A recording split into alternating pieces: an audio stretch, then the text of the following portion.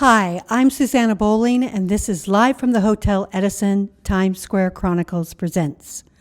I first met my guest when she worked for DKC and was a publicist that got me the tickets to review Broadway shows. Little did I know that she was the Ivy League witch and would help to create the Al Hirschfeld Tarot. I am so proud and pleased to present Emily McGill. Emily, if I had known that you were into tarot back then, were you back then? That was the beginning of my journey to tarot. I had been doing Broadway PR in a variety of different offices prior to being at DKC. And just before joining that company, I lost my grandmother, which propelled me into therapy. And my therapist is who introduced me to tarot. So I started that journey pulling a card during my sessions with her from time to time. And then I was looking for my own practice back in 2017. And she said, why don't you pull a card every day for yourself? So I started with an app on my phone, and that's how I got into tarot. And right before the pandemic hit, I began reading for other people. I'm building my professional practice, and then the Hirschfeld Broadway Tarot was born. The idea was initially born at the end of 2020. What made you go there? I mean, it's such a brilliant idea for people that are in Broadway, that are in theater, but also into the spiritual realm. Yes, thank you. It was purely selfish to begin with, to be totally candid. I very much wanted to have my own Broadway-themed tarot deck and didn't see much available on the market. There was a deck that John Cameron Mitchell had created for his Junction City Mercantile, and that was like playbills for our major arcana, or I call them magic cards.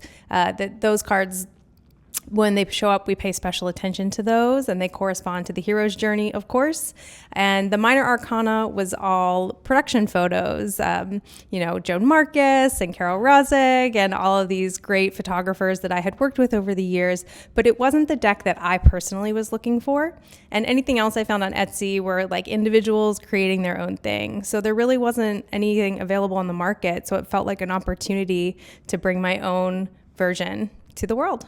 How did you become the Ivy League witch? I love that. Thank you.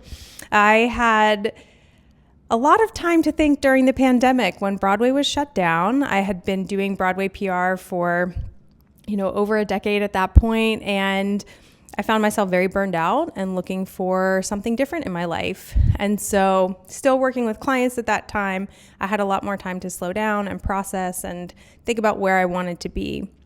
And I had this crazy intuitive hit that said, I think I'm supposed to go back to grad school, and I think it's for religious studies. And as a happily lapsed Catholic, I was very confused by that. I had stepped away from the church and organized religion and moved more into spirituality, which I see as one's own relationship with their higher power. Absolutely. And so through that, I again mentioned it to my most magical, wonderful therapist, and she said, okay, that's interesting. What do you think? And I said, I think I don't want to move to New Haven, because the overachiever type A person in me was like, well, if you're going to do this, you're going to go to Yale Divinity, do it at the top, like number one. And she said, I think there's a program at Columbia that you should look into. Wait, Yale has a divinity college? Yes, absolutely. Yale Divinity is one of the best in the country. I would have never guessed that, ever in a zillion years. Harvard's got one too. Yeah. But at Columbia University, there's a program called the Spirituality Mind-Body Institute, and that's the program that I enrolled in. And I got my master's in spiritual psychology in that program. And I did my thesis on tarot as an effective tool for self-reflection. So having already been, calling myself woo-woo and witchy woo-woo for a long time, I fully embraced the identification as a witch, and I was getting an Ivy League degree, so she was an Ivy League witch. Now, you studied with one of my friends, Dr. Judy Karansky. Yes, Dr. Judy's amazing. I took a class with her called Psychology at the United Nations, and I had some amazing opportunities working with her We got to meet so many dignitaries and world leaders and people who are doing really important mental health work on the global scale. And I even got to travel with her to Dubai to the World Government Summit, which was an incredible opportunity. She's amazing and so vivacious and giving and loving, and has been very supportive with me and the Hirschfeld Broadway Tarot, to the point where I actually had the opportunity to read the Hirschfeld Broadway Tarot at the United Nations, which was a really cool experience. Where did you do that? In conference room number 7. We were there for our friends from Dubai were doing a panel over the summer during one of the larger sessions, and they invited me to come, and Dr. Judy, got me into the UN, and we were able to have a lovely afternoon. And I brought the deck just to show her and share, and the opportunity arose to read some cards, and I couldn't say no to reading tarot at the United Nations. Did you know that they have a feng shui department? I didn't, but I'm obsessed knowing now that they do.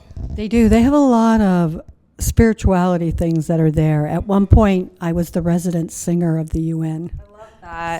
Yeah, I mean, the UN is such an amazing place. Actually, one of my best friends from school who was in my class with Dr. Judy just started a job there today in the permanent mission to Chile. So I still am, involved at the UN and excited about things happening at the UN. And I do think that spirituality is growing globally. We're seeing, obviously, a lot of people are struggling at this point in time in the States for many reasons, including very recent, turns of events. And I think that this is really an important time for spirituality, both in the US and around the world, for people to consider how they want to move through the world and how they can bring more compassion and care and love and hope and authenticity to the world. I would agree. Can I get you to read some things for us? Because you hit on something that I did want you to read on, only because it happened yesterday. And we have a lot of friends and family and loved ones that are not doing well today in any way, shape, or form. So I guess the first thing I would ask you to read is, will our friends do well, and will they get through this period of time? Yeah, I would say intuitively we're all going to move through it the best we can with the resources we have available to us.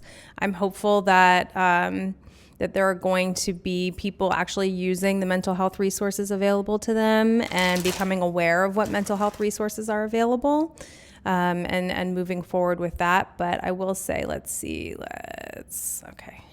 so we'll pull 2 cards and just see what they have to say about where we've been and where we're headed.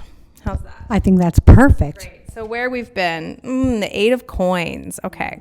So our major arcana, minor arcana. Major arcana, magic cards. Minor arcana, like a deck of playing cards. 4 suits, 4 elements, ace through 10. The biggest difference is 4 court cards instead of 3. And our coins, that's our earth element. So that has everything to do with the physical reality we move through, work and money, our bodies, a lot of things that are on the line right now. And the 8 is all about putting in the focused work. I used to think this card was about hard work, and I've discovered that it's really about focused work. I love that. It doesn't have to be hard. It might be challenging, but it doesn't have to be hard. This card is reversed, as we've lifted it out of the deck today. There's a lot of different ways we can read reversals. My personal favorite is through the lens of another card in the major arcana, the Hanged Person. And that card is all about patience and perspective. And so what this is saying to me is our perspectives have been shifting, and the timeline's not looking the way we wanted it to, perhaps. But if we keep putting in that focused, dedicated work, we'll be able to make a difference. And who's on that card? Yes, in the Hirschfeld Broadway Tarot, this is George Surratt from Sunday in the Park with George. And this one's actually, I think, Bob Westenberg. It's not Mandy Patinkin in this particular card today. And this card, I mean, we see George so dedicated to his work, so focused on his work. It's the only thing that matters in his life. Right, exactly. And so it felt like a very appropriate casting for the 8 of coins. It's not only a perfect casting for the 8 of coins, but also for today, actually. Yeah, we're allowed to take the space and have our feelings and have our emotions. It's actually more beneficial to do that. Most of our emotions only last about 90 seconds. Really? And if we allow them to happen as they're intended to happen, they move through us much more quickly than we think. They might cycle back and repeat again, but they'll move through us if we let them move. And what's card number 2? All right, so our second card is the 5 of Cups. And our cups, that's our water, feelings, emotions, intuition, relationships. And the 5 it's a card about being sad. It's a card about feeling like your cups have been knocked over. Maybe they feel empty.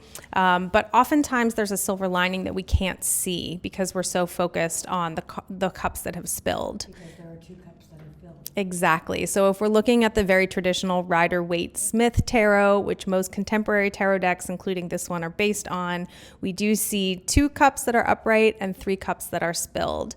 And the thing I think about the spilled cups that we don't often think about is that they're not necessarily wine. They could be poison.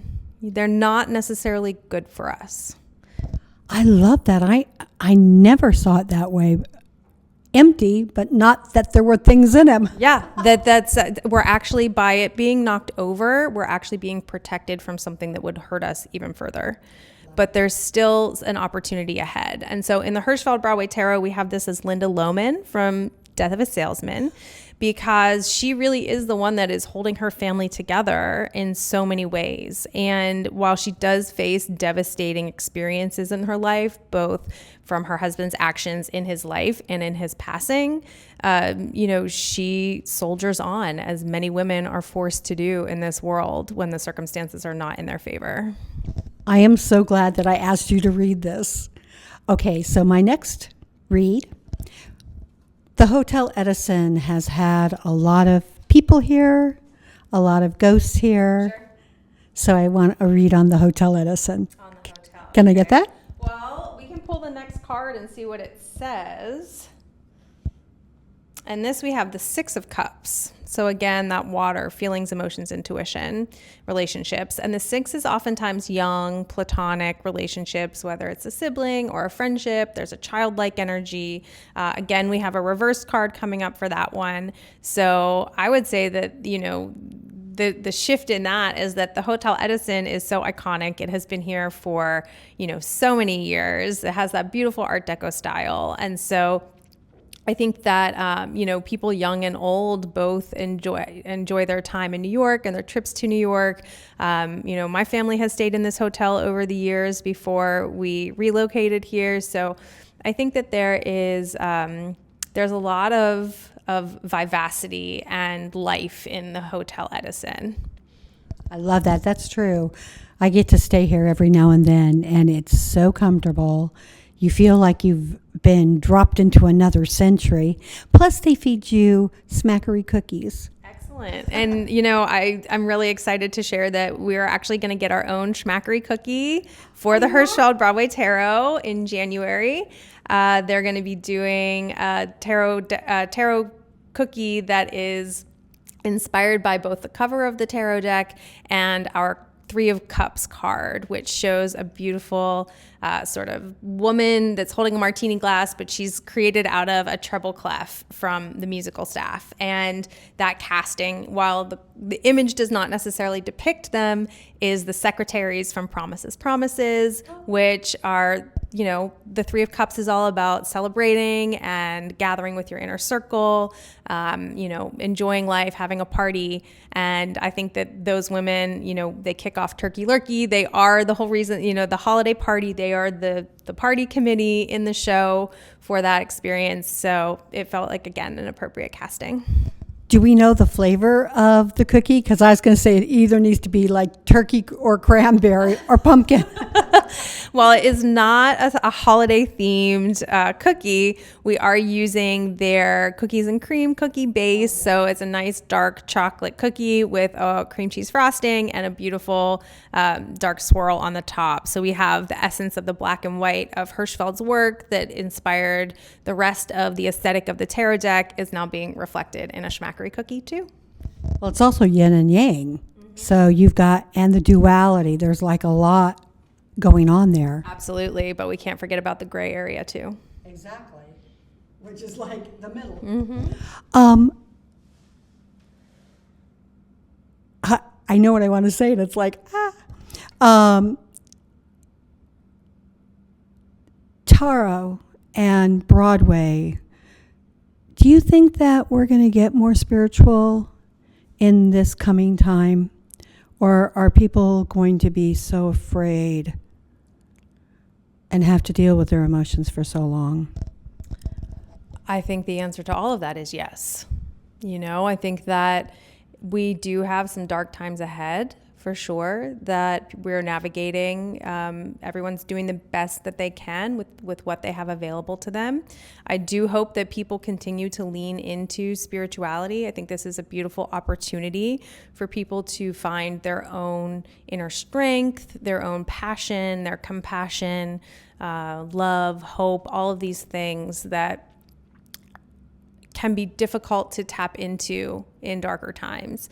But also Broadway has been going through a spiritual reckoning of its own for many years now, since the pandemic shut things down and we started looking at everything in a new way. And there's so many archetypes that exist both in the tarot and in Broadway, whether it's a character in a show or even the roles within the different things that happen to get a show to Broadway. There's so many jobs and people working behind the scenes that you never know even exist, from the producers, the general managers, company managers, the press teams, the accounting teams, the advertising and marketing, the design. There's so many different offices, lawyers, and I mean, there's just a million different people that come together to make a show happen. And I think the same thing goes for the macro of the world and of our country. But we also see that in 78 tarot cards that have 78 different, meanings. Some of them there's some overlap, but there's always some specificity that comes in play for each of those cards too. What's your favorite tarot card? I would say I have two.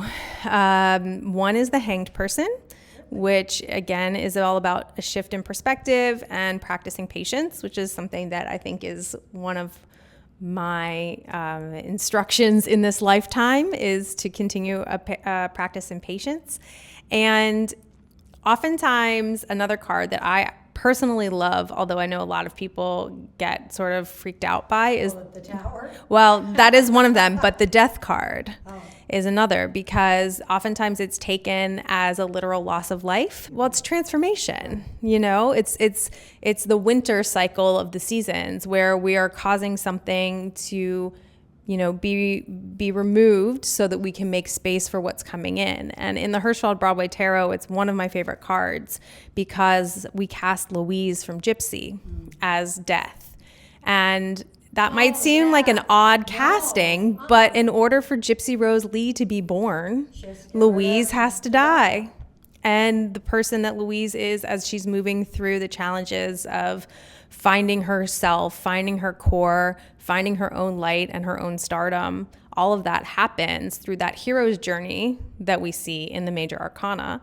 And then, once Louise dies, then after that Death card, a few cards later, that Tower does come and everything comes crashing down.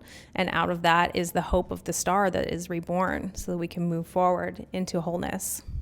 Yeah, I have to admit, I picked the happy cards. I picked the Ten of Cups and the Empress. Ten of Cups, of course, being that happy family essence, our full fulfillment of wishes, and the Empress is, of course, the mother of the tarot. You look at tarot more psychologically. Yes. Can you explain that to me? Because it's really fascinating, and I really like it. Thank you. Yes, I did a reading for someone today, and as we were wrapping up, they said, "Was that a tarot reading or therapy?" And it's a valid question because I think it is both. I do see tarot as a psychological tool. I think it is it's an external tool that helps us get a new perspective on something that is in our heart or our gut, but hasn't made its way up to our head yet. there's a lot that happens in our unconscious and our subconscious. That's where the majority of our programming lives. So The shadow work. that's the majority of where we live from. There's a very minimal amount that we're actually aware of. And so with that, I think that this is, it's a great tool. It's like a mirror. I oftentimes say to young people, it's like texting yourself a meme, that the meme has, a picture's worth 1,000 words. You layer a meme on top of it, it gains a whole new meaning. Similarly, when you pull a tarot card and you layer your own personal lived experience on top of it, then that gives you a whole new meaning to the tarot card. What's next for you? I am really excited. I am making my Broadway debut as a producer this season, as a co-producer on Othello with Denzel Washington and Jake Gyllenhaal, directed by Kenny Leon. So I'm very excited about that experience. And I am starting the process of building a spiritual community for the theater, because I do think, to your point, we are desperately in need of having a spiritual home. I agree. What haven't I asked you that I should be asking you? I feel like we've covered so much. It's been such a treat working with the Hirschfeld Foundation. David Leopold, who is the creative director, was a total dream collaborator. We sat at the Algonquin Hotel to cast the cards. We would literally sit down and I would tell David, this is what this card tends to mean. And these are some of the characters I thought about putting in on this card before I had connected with the Hirschfeld Foundation. And it was really lovely. I got such a deep lesson in theater history, learning about shows I didn't know about, people I didn't know about. So it was a really beautiful experience getting to collaborate on this. I haven't memorized them all yet. Is Mabel Norman in this deck? I don't know. Tell me more about Mabel Norman. Mac and Mabel? Oh, yes. No, we do not have Mac and Mabel in here. There are other Jerry Herman shows that are represented, but not that one. I would have put that card in because you look like you should be playing Mabel. Thank you. Peggy Sawyer was also a dream role of mine for many years, and she is the star, that hope, that shining hope that's shining through, that there is possibility even in the darkest moments. And another favorite role that I always loved was Kathy Selden in Singing in the Rain, of course. And she is on the card, but it's a little more about Don Lockwood as the Six of Coins, where we're paying it forward, we're leveling the scales, we're taking the prosperity and the opportunities and the gifts we have access to and passing them along. Does Wanda Richard know about this yet? I don't know. I'm not sure if she does. And I don't think the drawing is her. I think it's her replacement, because the other part is that when Mr. Hirschfeld was doing cast drawings, that was everybody in the company included. Oftentimes, if there was a replacement a little further down the line, or the show had been running for a little while, and he was doing a Friday drawing in the New York Times, it would be a single character. So there were different sets of his work that we had access to, and our Peggy Sawyer image is that single character, so it's not the entire company. Oh, I hope it is Wanda. I have to look at it because Wanda's a good friend of mine, and she's very spiritual, like very, very. So she would find that amazing. Yes. Thank you so much for being with us.